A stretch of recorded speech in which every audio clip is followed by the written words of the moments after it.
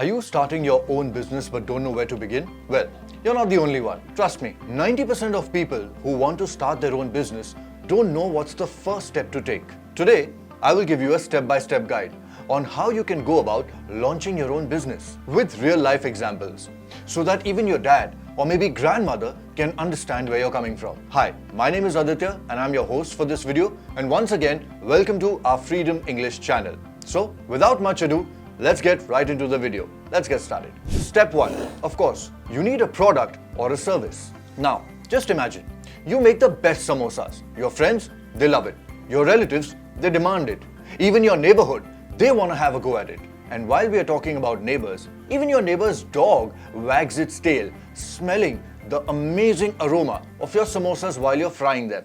Well, there's your product. Or let's say, for example, you're a professional at fixing mobile phones. That's your service. If you don't have anything to sell, you don't have a business. It's as simple as that. So now let's move to step number 2, knowing your customer. Now, you can't sell vegan burgers in a gym full of bodybuilders craving for chicken. Identify who your customers are, where do they hang out, and what they actually want. If you can understand your customers' problems, you can build a business that solves those problems. Step number 3, you need a name for your business. For example, would you buy from a bakery that's called Rotten Cakes and Company? No, right? Your business name should be simple, easy to remember, and relevant to the product that you're selling.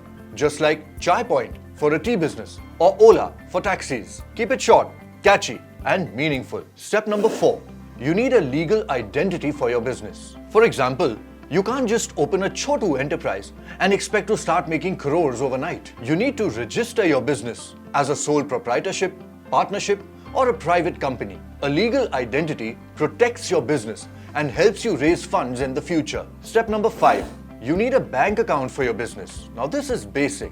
Now just imagine your business is making you 50,000 rupees a month, but all of those funds are going into your private Paytm or Google Pay account.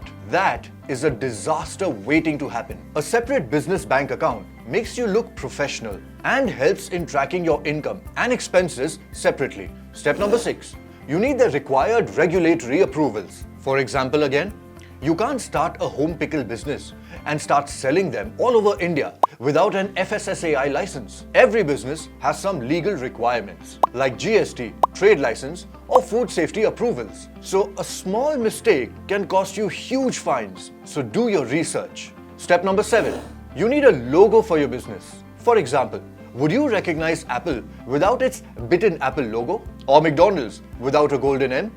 I don't think so, right? Your logo is your brand's face, even if it's a very minimalistic, simple design. Make sure it's unique and represents your business well. Step number 8, you need a visiting card for your business. For example, you meet a big client at an event and they ask for your number and you scribble your number on a tissue paper. Does that look professional? It doesn't.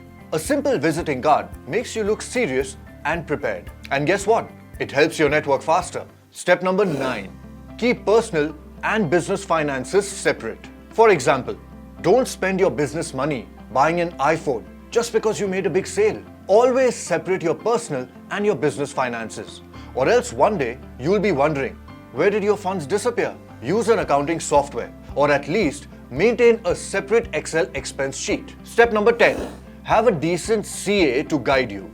For example, you wouldn't do your own surgery, right? So then why do your own taxes?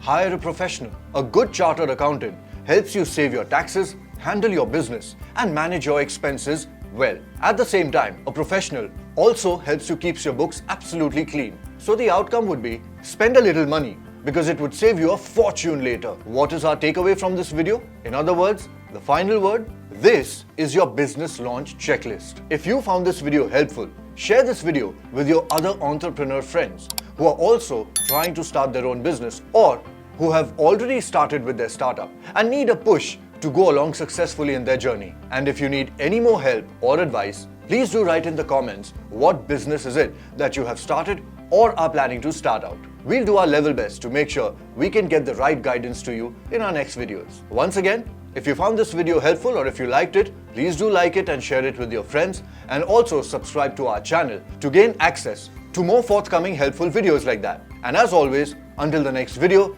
This is your host Aditya signing off. Thank you for watching.